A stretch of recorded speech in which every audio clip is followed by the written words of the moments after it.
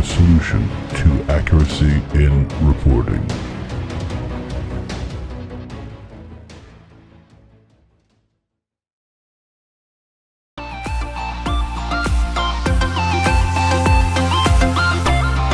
Hello and welcome back. You're listening to the Glaring Contradiction with Eric Glaring on RFN.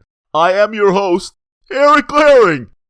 Now, the big story in entertainment today is, as most of you are well aware, Gina Carano, the mixed martial artist and actress, was ousted from the hit Disney Plus show The Mandolorian. And also, she was dropped by her talent agency, UTA. She was let go for what can only be described as a hate-filled and controversial diatribe on Twitter. Now, I have the quote to what she said right here, but I want to say, if you're sensitive to hate speech, please exit the room now. Let me read this for you.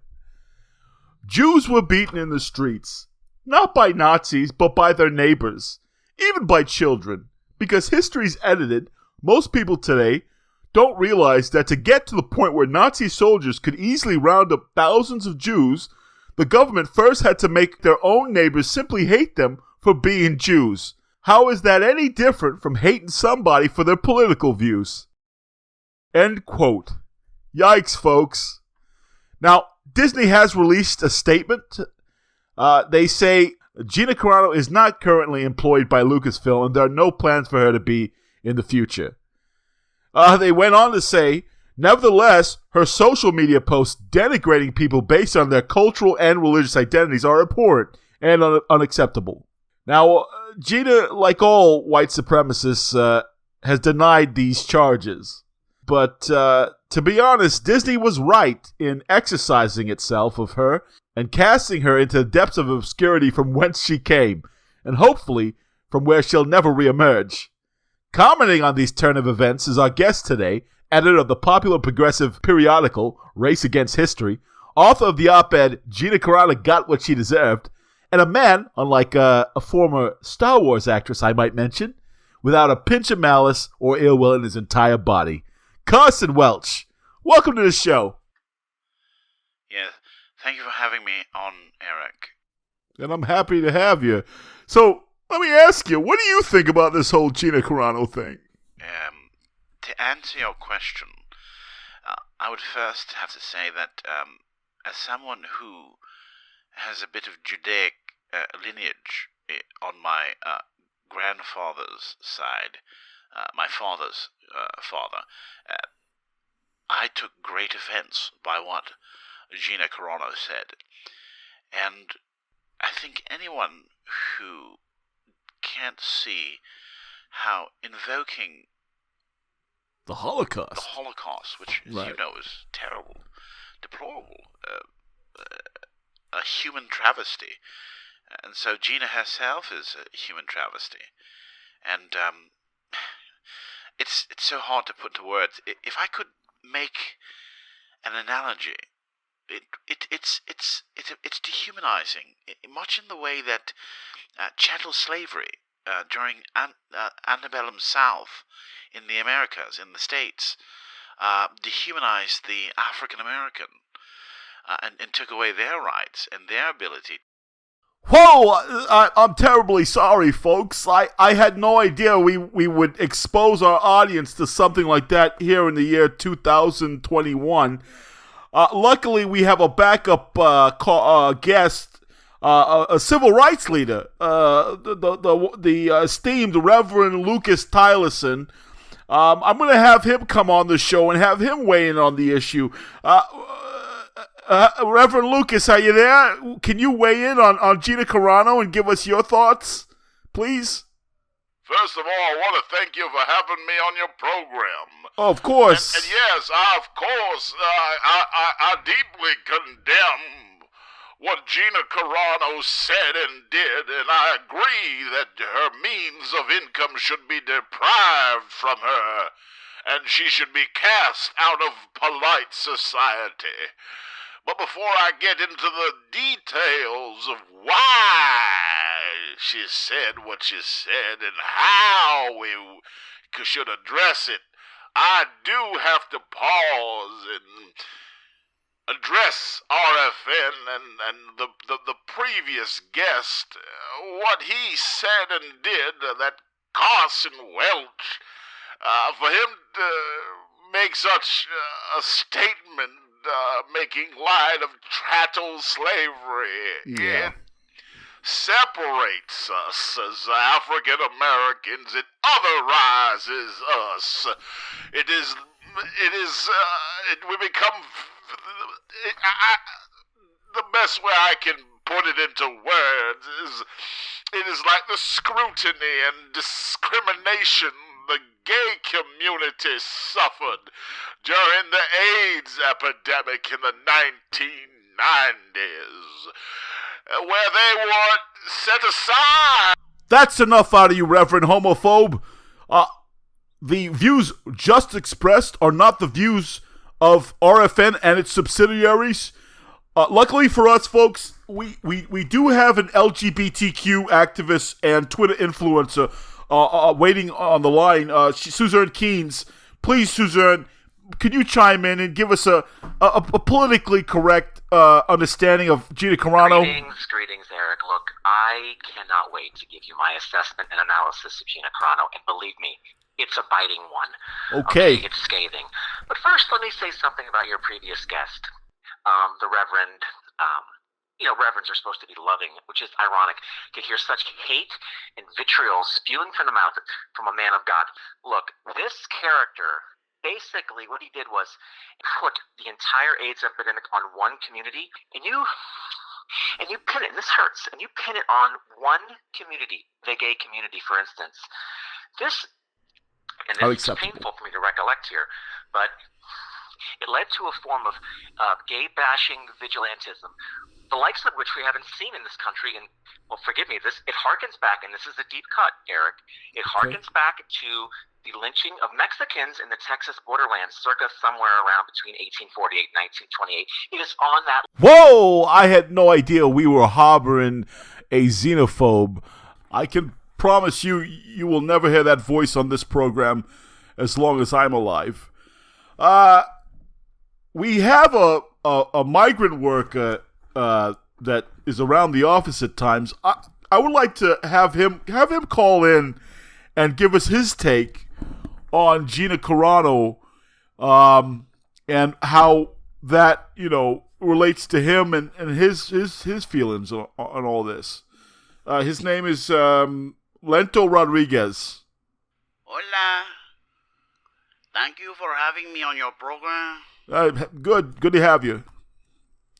So what do you think about Gina Carano and what she did and what she said? I do completely reject Gina Carano, but the last caller was speaking about lynching Mexicano. Yeah. That to me is very, ¿cómo se dice? Inquietante. Terrible. Disturbing to me.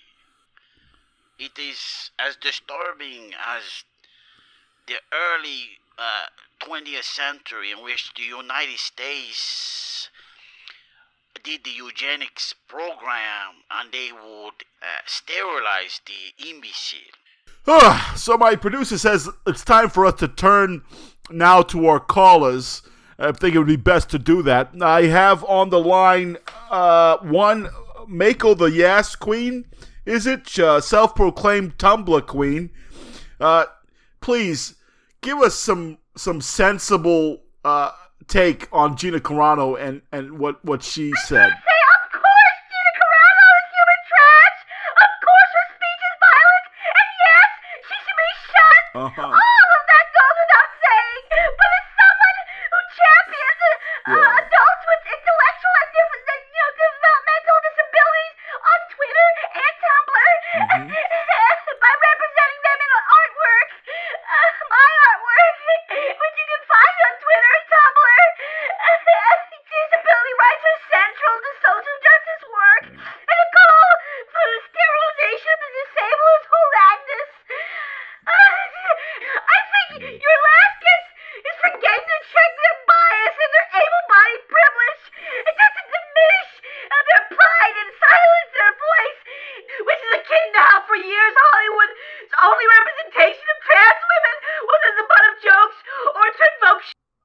And that's enough out of you.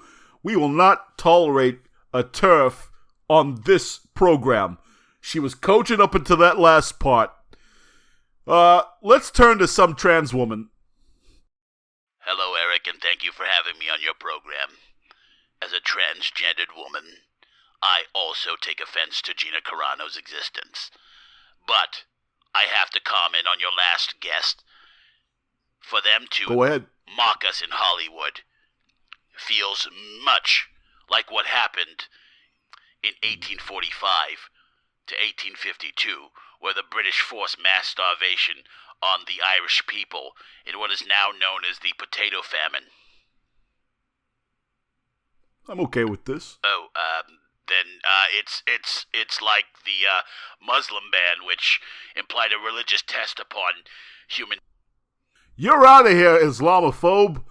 Okay, let's get some religious wisdom from our local imam, Abdul Shamir. Abdul, lay some wisdom on us. Hi, my name is Abdul, and this whole thing is as bad as women. All right, I think we're done with the guests. Well, folks, that last segment really was long and brutal, quite frankly, and it ended in a very dark place. And I want to apologize. The whole thing, it's kind of like the Trail of Tears in the 1800s, where the Native Americans had... Oh, no. We're going to go to break, and when we come back, we're going to sort this all out.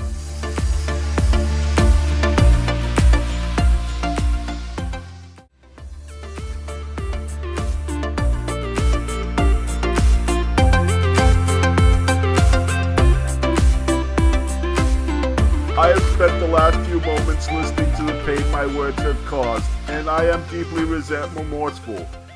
My ignorance did damage to my friends, colleagues, and strangers alike. I have no one to blame but myself.